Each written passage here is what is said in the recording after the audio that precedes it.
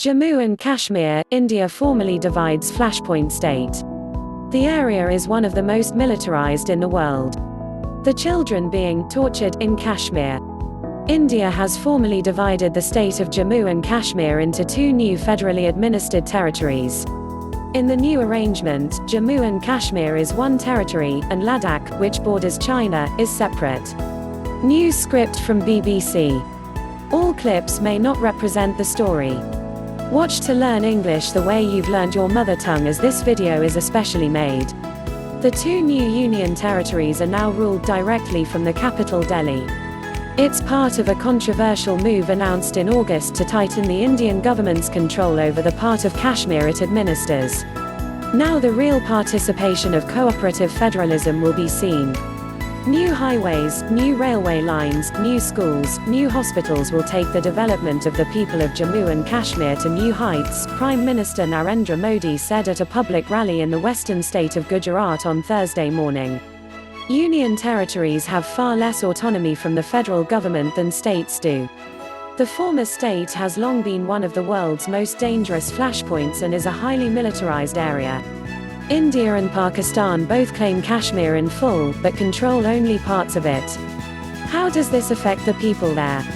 Almost 98% of the state's population will be in the Union Territory of Jammu and Kashmir, comprising two regions, the Muslim-majority Kashmir Valley, which has about 8 million people, and the Hindu-majority Jammu, which has about 6 million.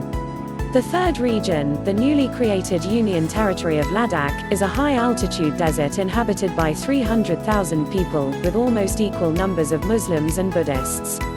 Workers from the previous state government will continue to retain their jobs in the new territories, the government said. What's the background? On the 5th of August, the government revoked Kashmir's special status, sparking protests in the Muslim-majority valley. Article 370, as the constitutional provision guaranteeing special status was known, allowed the region a certain amount of autonomy, including special privileges in property ownership, education and jobs. This provision had underpinned India's often fraught relationship with Kashmir. Before the Bharatiya Janata Party-led government announced its decision to scrap the special status, it put the region under lockdown, mobile phone networks, landlines and the internet were cut off, and regional political leaders were placed under house arrest.